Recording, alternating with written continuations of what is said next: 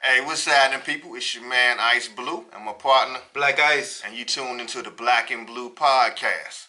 This week we take a look at the hate crime against Empire actor Jussie Smollett, as well as Kamala Harris, as she keeps her presidential run going. Also, with gentrification taking prevalence across the country, football star Marshawn Lynch is buying up properties, and we ask, why is he the only one? In addition, we also caught If Beale Street Could Talk this week. It's a movie based on the classic novel by James Baldwin, and it also ties in with a lot of relevant issues going on today, as black men like Chris Brown have been accused of rape and tried in public opinion without any evidence. Tune into the latest episode of Black and Blue, where we weigh all the sides and making black people smart again.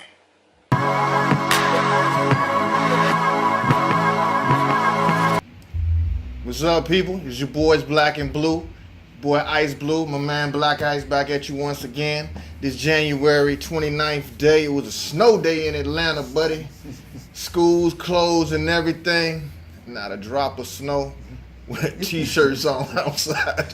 But hey, welcome to the Super Bowl gonna be here this week, man. The city gonna be lit. What you getting into, bro?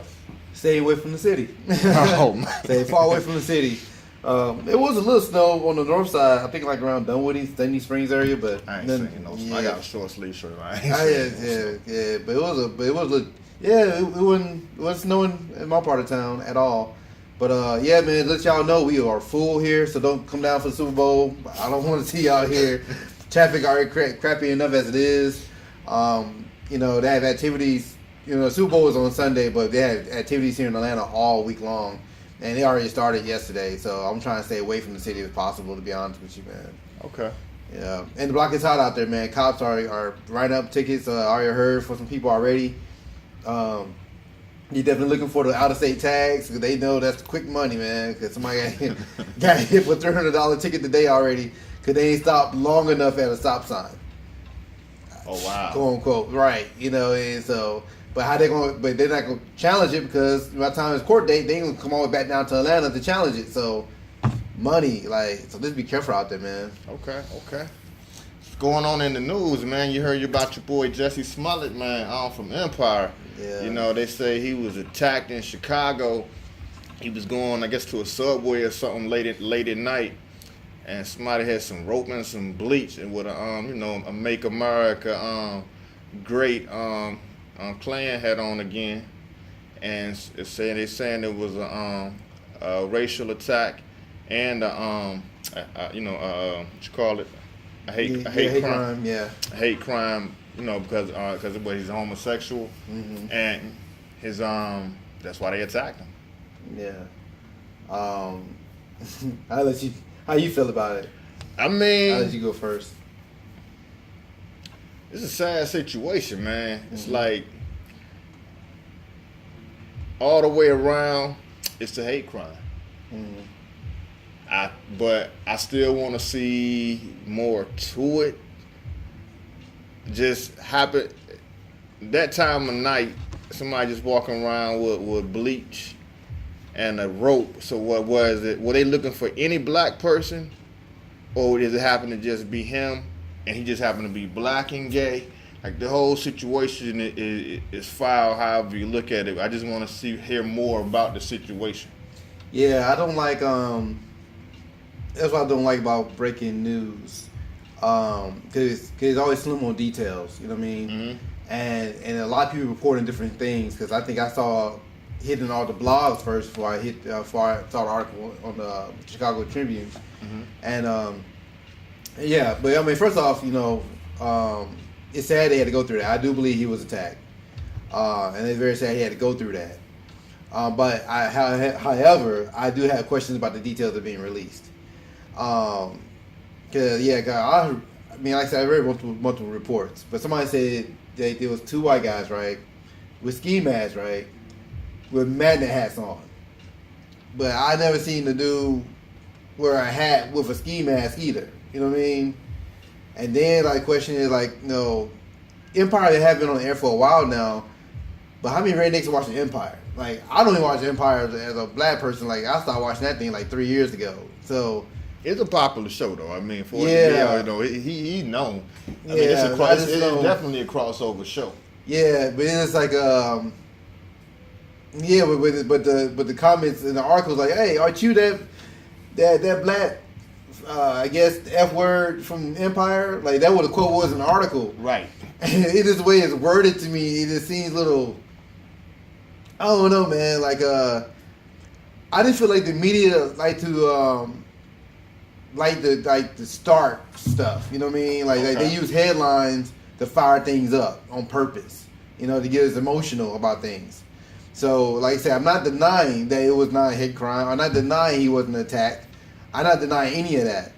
I'm denying the detail. I mean, I'm just questioning the details from the media outlets right now that just happened. You know, how to get so many details so soon. Like, what the guy actually said. Like, you know what I mean? Like, who said that, actually? Because nobody ain't talked to Jussie about it, really. It just happened to him. He just got out of the hospital. So where are you getting these quotes from? Who was there to get these quotes from? I mean, I'm assuming that they did get them from him. But, you know, that's a problem with the media anyway. As soon as the first detail, nobody does any. It's like they run with the headline, no matter if it's good or bad. Because from what I saw, the blogs was running the story before the Chicago Tribune was running it. Mm-hmm. A more, to me, a little bit more reliable source. And from what they're saying, and then from the police statement, I didn't really hear anything about the quote that was supposedly that was being run on the blogs. So that's what I'm saying. I'm questioning the details of it. I'm not questioning the attack itself. I'm questioning what has like the details behind the attack. The quotes are being used to I can't find the word I want to look for. I guess there's really just to get everybody emotional about what's going on. Okay. I'm questioning that. Like, you know, yeah, with the two rednecks walking around in Chicago at 2 o'clock in the morning with ski masks and Madden hats on, and you know, they're hanging out by a Subway open at 2 a.m., which I've never seen a Subway open at 2 a.m. I mean, it might be the city of Chicago. I don't know. I could be wrong. I could be wrong. You know what I'm saying? You know, and then I'm like, you know, and then it seemed like, okay, small the details. Did the attackers know him personally? Were they following him? Because that's another thing I read too. He had a threatening letter in the mail 8 days prior. I don't know if you read about that part or not. Well, somebody sent a threatening message, not funny, but a threatening message to him, like via letter, I guess. And they used the magazine letter cutouts to make the threat. Like, yeah. And I don't know if the two are connected or not. They didn't say it's connected, but people have made that connection. We don't know because they don't have suspects. I just feel like there's a lot of details being put out there without any direct quotes from Jussie and not having the suspects. And within 24 hours. I mean, I just feel like that's a lot. That is me. Okay. And you know, Kamala Harris, you know, presidential run, she called this a modern day lynching. And technically, like I say, it's a hate crime. It, you know. Yeah, that's the thing. That's another thing I with you on that one too.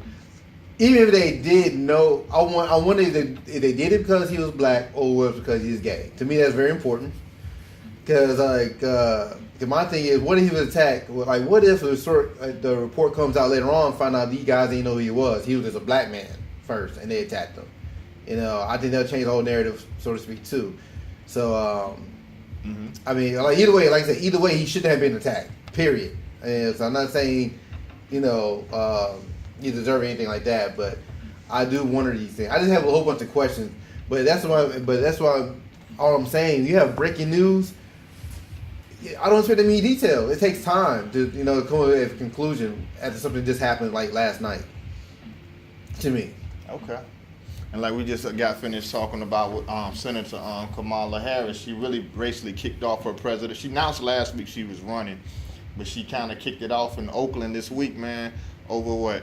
20,000 people came out to hear it, man. That's a big crowd for a start. It's only her first week. Yeah. I mean, you hear. We've heard about the negatives, but you know it's a lot of pros with this sister too. I'm really waiting to see what's gonna happen. What you think? Well, I expected the negatives because, like, when you're running for president, you know, everything gonna come out good and bad. I mean, that is something that comes with the territory. Yeah, and I know a lot of people been questioning her blackness per se. I've been seeing a lot of articles about that. Right. And to me, some of it is valid. You know, because like I said from last show, I didn't know anything about her because like the last show she just announced herself running for president. So I really know too much about her. And then since then, you know, I've been seeing multiple articles about her and what she's done as a prosecutor and where she's from and everything like that. And but I like this one guy said too, like, you know, anybody running for president, they're not running for us. They're running for themselves. And that wasn't just specific to her. That he was referring to her and plus everyone else. And I kind of felt where he was coming from with that because, you know, like, you know, instead of trying to take over the system and oppressing us, you be trying to get us out of it, so to speak. But yeah, I can see why people are questioning her. I mean, of course, yeah, we know she's an AKA. She went to Howard University. But I thought what was interesting was before that, I think she was raised in Canada, if I read correctly. And I think her father is Jamaican, her mother is Indian. Right. So my thing is, and they both very prominent people from what I read, like, you know, like some high-end careers. So I wonder how much of a black experience she had before college. You know what I mean? Like, I think that all plays a part. And, you know, she married to a white guy, too. Well, the same thing that was said was about Barack. How much his black experience before college. Yeah. And, well, I mean, but after 8 years, can you really say that he was ready for black people during those 8 years? Do you think? No. Yeah. You know what I mean? So...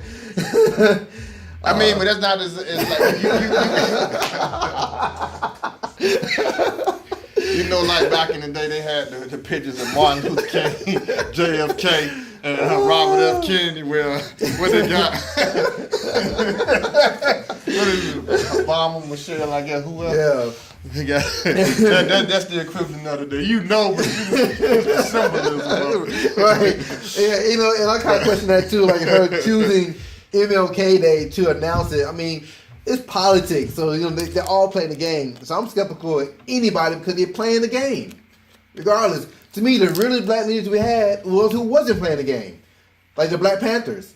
You know, they ain't trying to run for president. They would take it to the streets. To me, they're a lot more effective in helping the people in the streets than trying to work themselves in a system that wasn't made for us.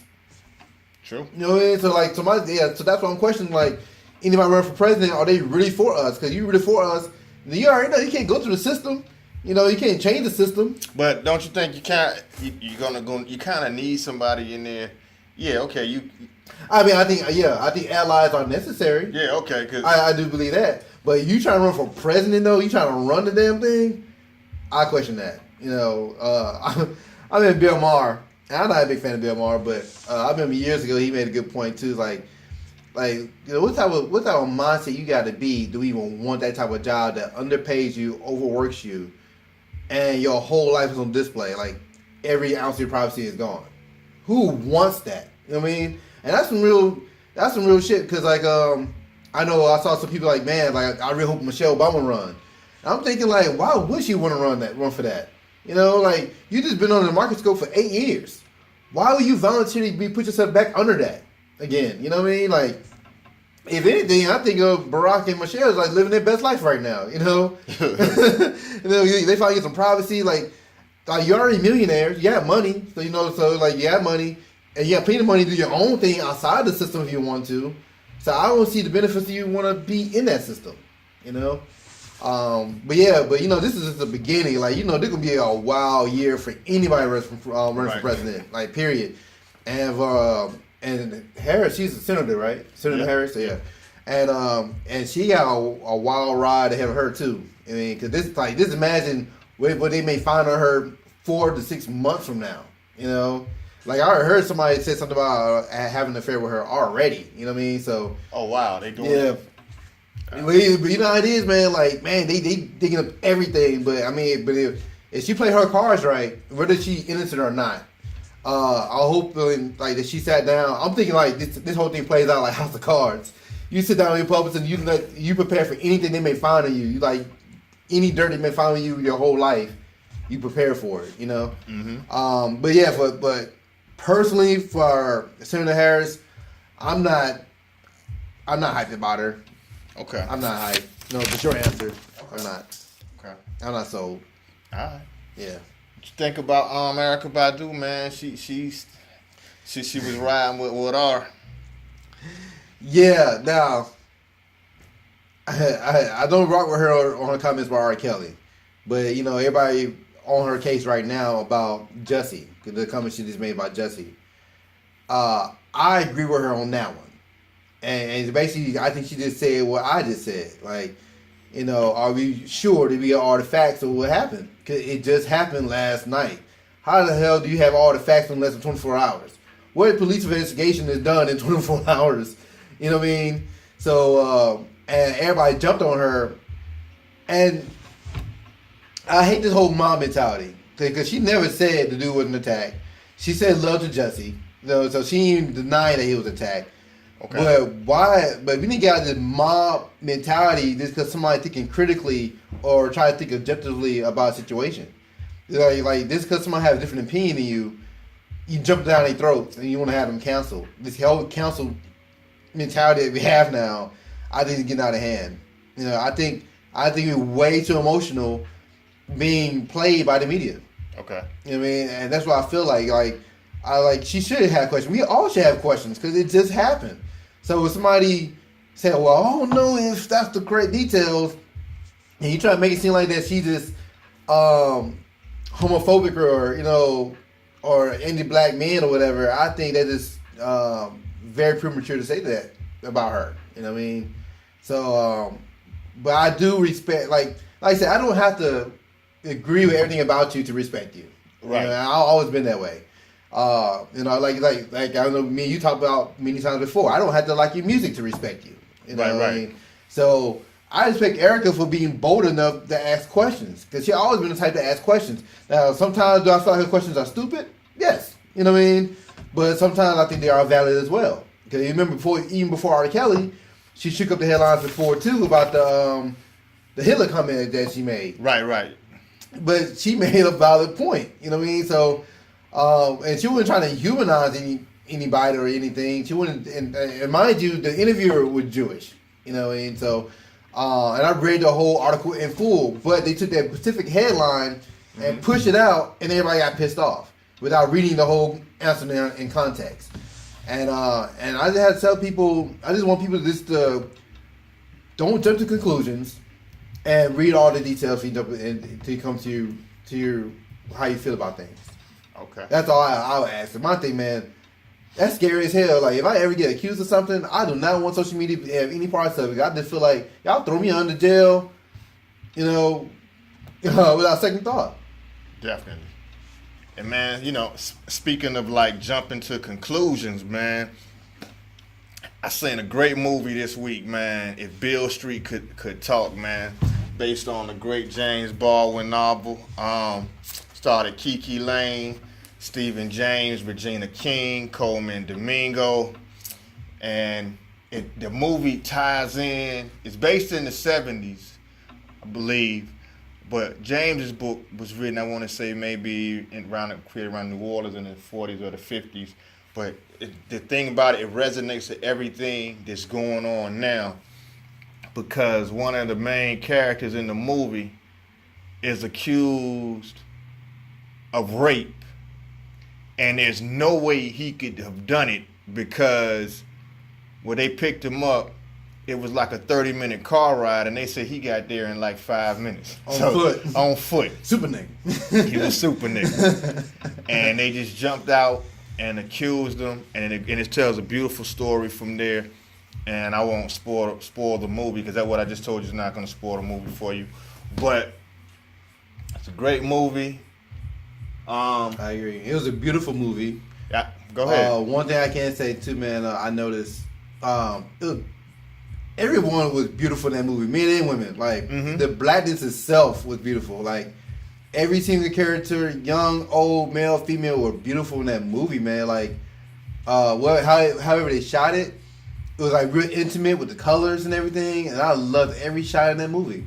I loved it. It was a great love story, and like I said, it was very unfortunate circumstances. Right. Yeah. And it's crazy. As much as a great movie that it was, it's funny. You were talking about it. If I was like 4 out of 5 stars, you can give something 5 stars without saying, "Oh wow, it's the best movie of the world," and such got to win an Oscar. No. Yeah. Some stuff could just be good, but it's okay to be good. And you would still watch it over and over and over again. Yeah. But just let stuff live within itself. Yeah. That's a movie I probably wouldn't mind watching again. This was the way it was shot. That's a good Valentine's Day too for anybody. Yeah, right. If it's still in theaters by then, but oh yeah, it's been out for a minute. But it was a real good movie. I know it wasn't playing in a lot of theaters either. It was kind of it wasn't like limited release. Yeah, it was very limited. Yeah, it was good. But the basis of the movie is very valid to today. You know, being accused of something and something like rape. And automatically being being convicted without any evidence, so to speak. Like the homie from VA, Chris Brown. You know, he was in Paris. He was accused of rape. From what it looks like, it was all a lie. But before that, you had Eve. You had every media outlet riding hard, talking about he's the bad boy. He can't stay out of trouble. But the hate is. Chris been out of trouble for the last few years. So it's like, no matter what comes up on his name, you're going to bring all that stuff up as if he did it yesterday. Right. Situation with Rihanna, I mean, he's lived with it, he's dealt with it, he's apologized. He was a 17-year-old, 18-year-old kid at the time, which makes no excuse. But at least let the man grow. But everything that happens is almost like you jump to conclusions. And, you know, I think he might be suing, might be filing a defamation lawsuit, man, which if rightfully so, he should.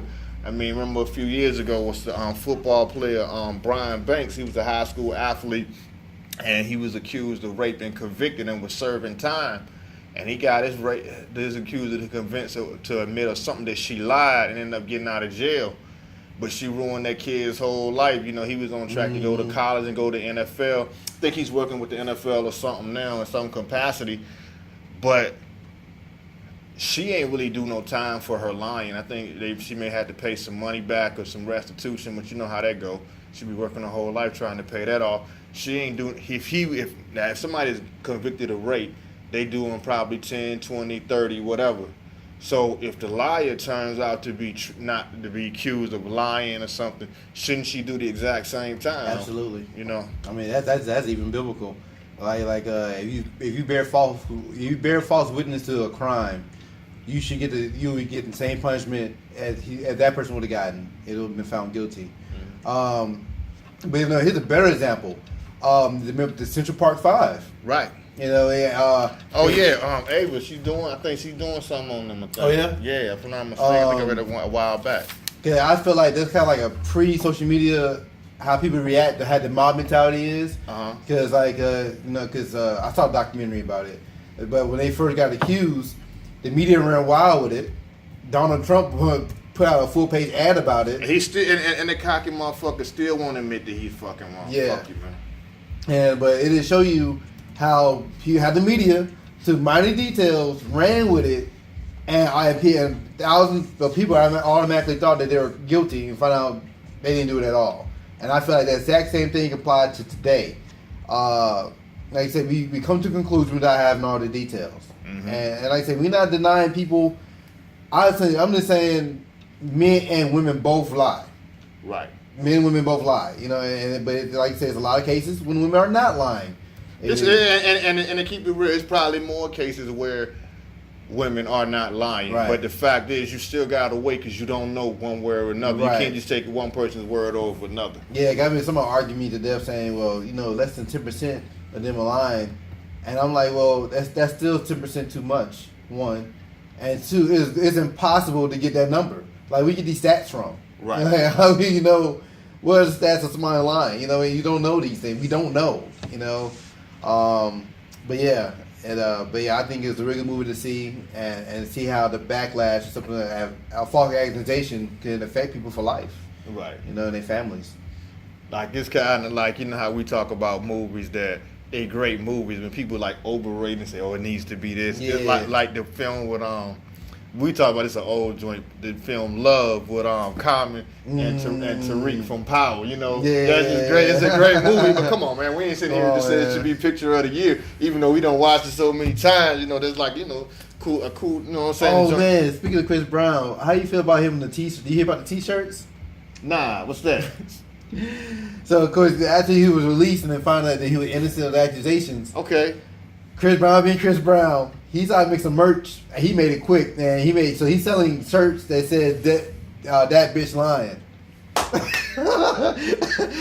it said on the website on his brand, and it was so funny. But I saw a lot of women that were disgusted by it. I'm like, I'm not really even mad at that dude.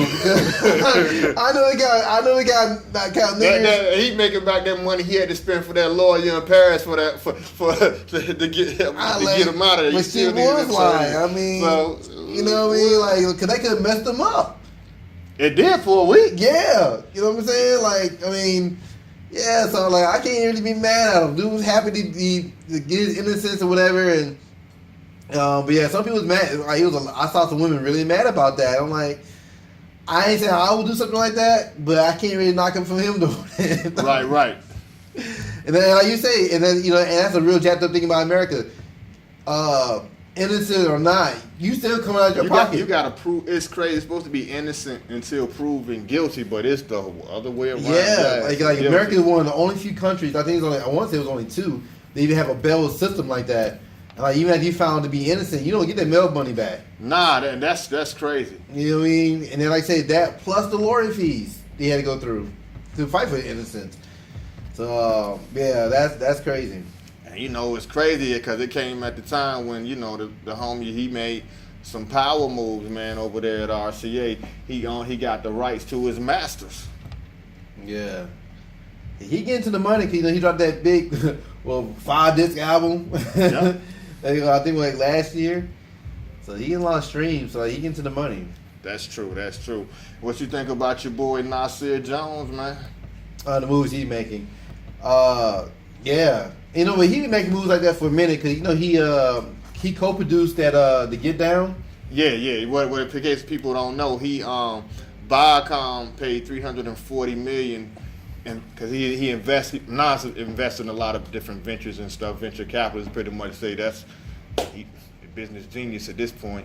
And Pluto TV was bought out for $340 million by Viacom, and he had a stake in that. So, salute. Yeah, I know there's a lot of more rappers being part of these venture groups. Mm-hmm. I know Big Boy part of a group that's a millionaire. Yeah, like they co-ownership of Lyft and some other companies. Comedian there, what he did with the tech group in Cali.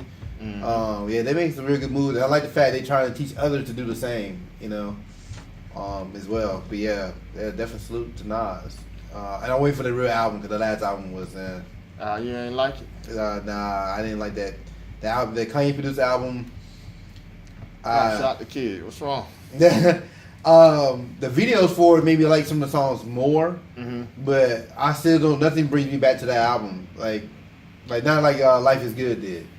I thought Life Is Good was a great album, and I listened to that many times. I didn't get that same replay value with his last album Nasir they did with Kanye. I feel like it was kind of thrown together. Speaking of, we ain't gonna talk about being thrown together, but a lot of our artists making major moves and athletes. Kevin Durant, man, he just built he opened up a new community center for youth in Maryland, man. Oh yeah? Yeah. Oh, that's what's up, man. Shout out to him. Yeah. Do people still hate him for going to the Warriors? Hey, look what he could do with that money. He don't get over. Oh, it's funny. The Warriors, they met with Trump. And skip the White House visit. I'm sorry, I don't know. They skipped the White House visitors and fucked Trump and met with Obama and just chilled with Obama. Let me clarify that. My bad. Yeah, that was funny. Yeah. That's wild. And then what about my man Marshawn Lynch? He's buying up a whole lot of property, trying to stop this whole gentrification thing. My point is though. Why is he the only one? But that's my point. He just proved my point. He done more outside on the streets than the politicians who not stopping it at all. Yeah. You know what I'm saying? Yeah. We have a black mayor in Atlanta. You think she's stopping that shit? You know what I'm saying? Yeah, a football player on the outside. You can get more outside the system done for your people. Can you do playing the system? That was my whole point. You nailed it. That one headline just says it all. Like, how did an ex-football player making more moves than you as a politician? You know what I mean? That's all I'm saying. But y'all so caught up in the, vote for this, vote for that, and it's all about what folks died for. And I'm not saying don't vote at all. Do you? You know what I'm saying? Right. But I only want you to look at what's more effective. and looking at history, the most effective people was outside the system, not in the system. That's all I'm saying. Okay. Oh man, I want to send a RIP to the legendary soul man James Ingram, man, smooth man itself. 100 Ways, Secret Garden. You said you worked with Quincy Jones, right? Oh yeah. Definitely. That was one of my, I'm always been an R&B head, so that's one of the people I always rock with. Some of the you was young, going through them little heartbreaks and stuff. Sometimes you gotta listen to that old school soul music to get you out of it. James. A little bit emotional.